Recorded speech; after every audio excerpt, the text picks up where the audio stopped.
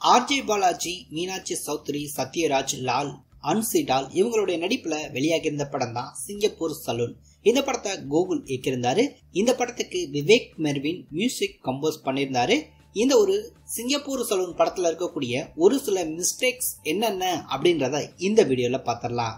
Mistake அப்படின்றது just for ஒரு entertainment. நீங்க இன்னும் சிங்கப்பூர் சலூன் படம் பார்க்கல அப்படின்னா அமேசான் பிரைம் வீடியோல படம் அவைலபிளா இருக்கு, படத்தை பாருங்க. இந்த ஃப்ரேம்ல இப்படி பிச்சைக்காரர் போல இருக்க இவரை இந்த சலூனுக்குள்ள கூட்டி போய் ஹேர் கட் எல்லாம் பண்ணிட்டு திரும்ப வெளியே கூட்டி வருவாங்க. அப்படி கூட்டி வரும்போது அவருடைய ஃபேஸ் பார்த்தோம் அப்படின்னா ரொம்பவே பளிச்சுன்னு இருக்கும். ஓகே, அதை ஏத்துக்கலாம். ஆனா அவருடைய கை கால் எல்லாமே பார்த்தோம் அப்படின்னா அப்பதான் ஃப்ரெஷ்ஷா குளிச்சுட்டு வந்தது போல காட்டி மிஸ்டேக் பண்ணிருப்பாங்க. ஒருவேளை சலூனுக்குள்ளேயே குளிக்கிறதுக்கு தனி ரூம் கட்டியிருப்பாங்களோ என்னமோ. அடுத்ததா இந்த ஃப்ரேம்ல இந்த சின்ன பசங்க 2 பேரும் ஆடிக்கிட்டு இருக்கும் போது இங்க பின்னாடி பார்த்தா அப்படின்னா ஒரு சைக்கிள் நிற்கும். அடுத்த ஃப்ரேம்ல பார்த்தா அப்படின்னா இதே இடத்துல இவங்க 3 பேர் இருக்கும்போது இந்த இடத்துல நின்றுட்டு இருந்த சைக்கிள் இந்த இடத்துல இருக்காது. அதே மாதிரிதான் இவங்க 3 பேரு ஆடிட்டு இருக்கும் போது இந்த இடத்துல சைக்கிள் இருக்கும். சைக்கிளுக்கு பக்கத்திலேயே பார்த்தோம் அப்படின்னா நாணல் புல்லோட அந்த பூ இருக்கும். அதுக்கு பக்கத்துல ஒரு டிபன் பாக்ஸ் இருக்கும். அடுத்த ஃப்ரேம்ல பார்த்தோம் அப்படின்னா அந்த நாணல் புல்லோடைய அந்த பூ மட்டுமே இருக்கும். அந்த டிபன் பாக்ஸ் பார்த்தோம் அப்படின்னா இருக்காது. இந்த மாடு எடுத்துட்டு போயிடும் அப்படின்றதுக்காண்டி டிபன் பாக்ஸை எடுத்திருப்பாங்கன்னு நினைக்கிறேன். இந்த ஃப்ரேம்ல ஆர்ஜே பாலாஜி அவர் உட்காந்து புரோட்டா சாப்பிட்டுட்டு இருப்பாரு. அப்போ பக்கத்துல அவங்க அப்பா பார்த்தோம் அப்படின்னா சும்மா தான் உட்காந்து பேசிட்டு இருக்கிறது போல இருக்கும். அடுத்த ஃப்ரேம் காட்டுவாங்க. அப்ப பார்த்தோம் அப்படின்னா அவங்களுடைய அப்பாவும் சாப்பிடுறது போல காட்டி மிஸ்டேக் பண்ணிருப்பாங்க. 2 பேர் போனோம் அப்படின்னா கண்டிப்பா 2 பேத்துக்குமே ஒரே மாதிரி தான் பரிமாறுவாங்க. ஆனா இவங்களுக்கு மட்டும்தான் வித்தியாசமா பரிமாறுறாங்க போல இருக்கு. அடுத்ததா சின்ன வயசுல இந்த பையனுக்கு சுன்னத் கல்யாணம் பண்ணிருப்பாங்க. அப்படி இருக்கும்போது ஃப்ரெண்டு பார்த்தோம் அப்படின்னா உள்ள போய் காயம் ஆறிடுச்சா அப்படின்னு எட்டி பாக்குறது போல காட்டியிருப்பாங்க. அந்த பையன் எட்டி பார்க்கும்போது அவனோட கையில வாழைப்பழம் எதுவுமே இருக்காது. கையை பார்த்தா அப்படின்னா இன்னும் ஒரு நாள்ல ஆறிடும் அப்படின்னு கூட சொல்லுவான். திரும்ப காட்டும் போது அவனுடைய கையில பார்த்தா அப்படின்னா வாழைப்பழம் இருக்கும். அதுவும் பாதி வாழைப்பழம் தான் இருக்குது போல காட்டியிருப்பாங்க. ஆக்சுவலா அவனுடைய கையில முன்னாடி ஃப்ரேம்ல காட்டும் போது வாழைப்பழம் எதுவுமே இருக்க மாதிரி காட்டியிருக்க மாட்டாங்க. திடீர்னு மட்டும் பாதி வாழைப்பழம் கைக்கு வந்திருக்கும். இந்த ஃப்ரேம்ல ஆர்ஜே பாலாஜி பார்த்தோம் அப்படின்னா ராவணன் கெட்ட போறதுக்காண்டி ரெடி ஆயிருப்பாரு. அப்படி அவர் அந்த இடத்துல வந்து நிக்கும் போது இந்த பொண்ணுங்க பக்கத்துல நிப்பாங்க. அப்ப பார்த்தோம் அப்படின்னா அவருடைய நெத்தியில பட்டை எதுவுமே இருக்காது. நல்லா பாருங்க, அவருடைய நெத்தியில பட்டை எதுவுமே இல்ல. திரும்ப இதே ஃப்ரேம் கண்டினியூஷன்ல பார்த்தோம் அப்படின்னா அவருடைய நெத்தியில பட்டை அடிச்சிருக்கிறது போலவே காட்டி மிஸ்டேக் பண்ணி இருந்திருப்பாங்க. அதே மாதிரிதான் இந்த ஃப்ரேம்ல பார்த்தோம் அப்படின்னா ஆர்ஜே பாலாஜி ராவணன் கெட்ட போறதுக்கு தான் தயார் நிலையில இருப்பாரு. அந்த ராவணனுக்கான கெட்டப்ஸ் எல்லாமே ஆல்ரெடி அரேஞ்ச் பண்ணிருப்பாங்க அப்படின்னு வச்சுக்கலாம்.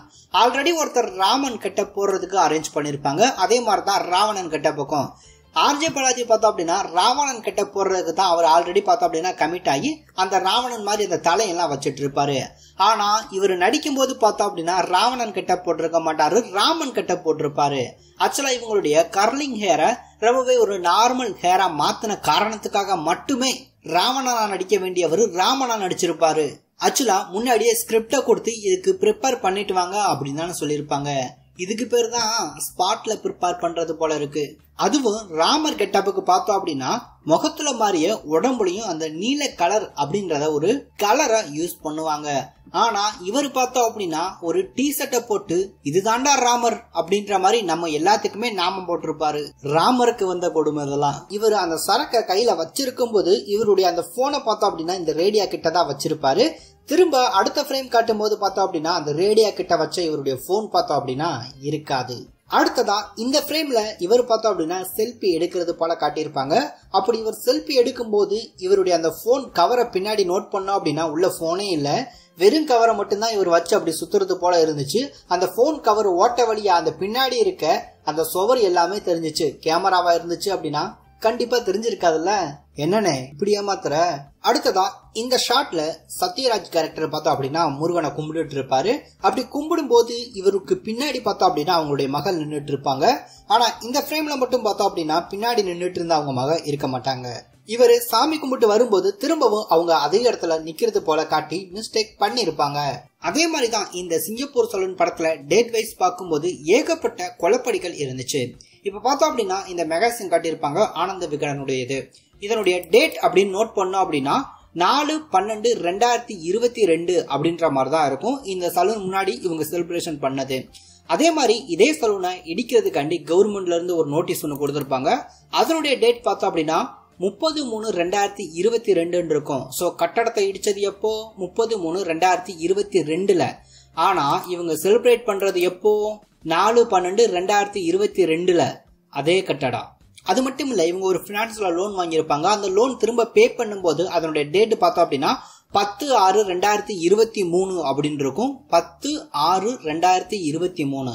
ஆனா கிளைமேக்ஸ்ல அந்த டிவில டேட் பார்த்தோம் அப்படின்னா 10/4/2023 இருக்கும். அது மட்டும் இல்ல, இதெல்லாம் தாண்டி இன்னொரு சர்ப்ரைஸ் என்ன அப்படின்னா, இந்த கட்டடத்தை இடிக்க அவங்க முயற்சி பண்ண தேதி பார்த்தோம் அப்படின்னா 30/3/2022. ஆனா இந்த கட்டடத்துக்கு சப்போர்ட் பண்ணி சிங்கப்பூர்ல இருந்து பார்த்தோம் அப்படின்னா சிங்கப்பூர் கவர்மெண்ட் சார்பாக ட்விட்டர்ல பார்த்தோம் அப்படின்னா ஒரு ட்வீட் போட்டிருக்காங்க அப்படின்னு சொல்லுவாங்க. அது இன்னும் ஒரு காமெடியா இருக்கும். இங்க டேட்டா பாத்தீங்களா 30/3/2022. ஆனா ட்வீட் போட்ட டேட்டா பாக்குறீங்களா செப்டம்பர் 10, 2023. ஆக்சுவலா இந்த சிங்கப்பூர் சலூன் அப்படின்ற இந்த பில்டிங்கை இடிக்க சொல்லி 30/3/2022 கவர்மெண்ட் பார்த்தோம் அப்படின்னா நோட்டீஸ் அனுப்பிச்சிருக்காங்க. ஆனா இதுக்கு சிங்கப்பூர் கவர்மெண்ட் சார்பா எப்போ ட்வீட் போடுறாங்க அப்படின்னா செப்டம்பர் 2023. எப்போ இந்த கட்டடத்தெல்லாம் இடிச்சு முடிச்ச பின்னாடி. இனிமே நீங்க ட்வீட் போட்டா என்ன போடலாட்டி என்ன. அடுத்ததா சிங்கப்பூர் சலூன் அப்படின்னு சொல்லக்கூடிய இந்த கட்டடத்தை இடிக்க போறதுக்கு முன்னாடி அங்க ஒரு கிளி பார்த்தோம் அப்படின்னா சிங்கப்பூர் அப்படின்னு சொல்லக்கூடிய எழுத்துல ஈல தான் அந்த கிளி உட்காந்துருக்கும். திரும்ப காட்டும் போது ஈல உட்கார்ந்து அந்த கிளி பார்த்தோம் அப்படின்னா ஆர்ல உட்கார்ந்து இருக்கிறது போல காட்டி மிஸ்டேக் பண்ணிருப்பாங்க. ஆனா அந்த கிளி பறந்திருக்க மாதிரி கூட காட்டி இருக்க மாட்டாங்க. ஃபர்ஸ்ட் டைம் நம்ம ஹீரோவுக்கு பார்த்தோம் அப்படின்னா பொண்ணு பார்த்து பேசிட்டு இருப்பாங்க, ஹோட்டல்ல உட்காந்து இருப்பாங்க. அப்போ பின்னாடி இருக்க வாட்ச்ல டயத்தை கவனிச்சோம் அப்படின்னா 4:30 அப்படின்ற மாதிரி இருக்கும். இவங்க பேச ஆரம்பிச்சு பேசி எந்திரிச்சு போற வரைக்கும் அந்த முள்ளு பார்த்தோம் அப்படின்னா 4:30 இருக்கும். அதே மாதிரிதான் இந்த ஃப்ரேம்ல இவங்க பார்த்தோம் அப்படின்னா வயல் பக்கத்துல நின்று பேசிட்டு இருப்பாங்க. அப்படி பேசும்போது இவங்களுக்கு ஆப்போசிட்ல பார்த்தோம் அப்படின்னா ஒருத்தர் அந்த வரப்புல நிற்பாரு. அவரு பார்த்தோம் அப்படின்னா எந்த ஒரு அசையுமே இல்லாம நின்றுட்டு இருக்கிறது போலவே காட்டி மிஸ்டேக் பண்ணிருப்பாங்க. ஒருவேளை எடிட்டிங்கா இருக்கும் போல இருக்கு. அடுத்ததா இந்தியாவிலேயே பெரிய சலூன் வச்சிருக்காரு அப்படின்னு சொல்லுவாங்க. சோ இவர் போன்ல பேசும்போது அவருடைய போன்ல பார்த்தோம் அப்படின்னா அந்த ஸ்கிரீன் சவர் அப்படின்றத பார்க்க முடியும். யாருக்காவது போன் பண்ணோம் அப்படின்னா அந்த போன் அந்த டயல் பட்டன் தான் இருக்கணும். ஆனா இவருடைய போன்ல மட்டும் பார்த்தோம் அப்படின்னா அந்த ஸ்கிரீன் சவர் இருக்கிறது போல மட்டுமே காட்டி மிஸ்டேக் பண்ணிருப்பாங்க. அடுத்ததா இந்த ஃப்ரேம்ல இந்த டைம் சிட்டி அப்படின்னு சொல்லி சென்னை பிக்கஸ்ட் சலூன் அப்படின்ற மாதிரி ஒரு ஆர்டிகல் இருக்கும். அந்த ஆர்டிகலை பார்த்தோம் அப்படின்னா 2 பேரா மட்டுமே டைப் பண்ணி அதை காப்பி பண்ணி பேஸ்ட் பண்ணி வச்சிருப்பாங்க. இதுக்கு பேரு தான் அடிச்சாங்காப்பி அப்படின்வாங்க. அதே மாதிரிதான் இந்த ஹீரோ உட்கார்ந்துருக்க மாதிரி மேக் சேஞ்ச் ஹேப்பன் அப்படின்ற மாதிரி இந்த ஒரு ஆர்டிகலுக்காண்டி ஒரு மெகாசின் விளம்பரத்துக்காண்டி வச்சிருப்பாங்கன்னு நினைக்கிறேன். இங்க பார்த்தோம் அப்படின்னா சலூன் அப்படின்றதுக்கு பதிலா அந்த ஓ பார்த்தோம் அப்படின்னா ஒரு ஓ தான் போட்டிருப்பாங்க. இன்னொரு ஓவை பார்த்தோம் அப்படின்னா மிஸ் பண்ணிருப்பாங்க. மிஸ்டேக் தான், நம்மோட சேர்ந்தவர் போல இருக்கு அதை எழுதினவரு. அடுத்ததா இந்த கடைசி ஃப்ரேம்ல பார்த்தோம் அப்படின்னா அந்த சலூன்ல இருந்து கிளிகள் எல்லாமே பறக்கிறது போல இருக்கும். அப்போ இந்த போனை நோட் பண்ணோம் அப்படின்னா ஒரு பக்கம் யூடியூப்ல லைவ் ஓடிட்டு இருக்கும், இன்னொரு பக்கம் கேமரா ரெக்கார்ட் ஆகிட்டு இருக்கும்.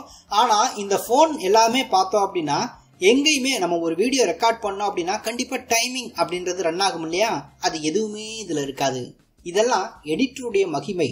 இது எல்லாமே சிங்கப்பூர் சலூன் படத்துல இருக்கக்கூடிய ஒரு சில மிஸ்டேக் அப்படின்னு சொல்லலாம். இவ்வளவு நேரம் வீடியோ பார்த்துட்டு சப்ஸ்கிரைப் பண்ணாம போறாரு பாரு.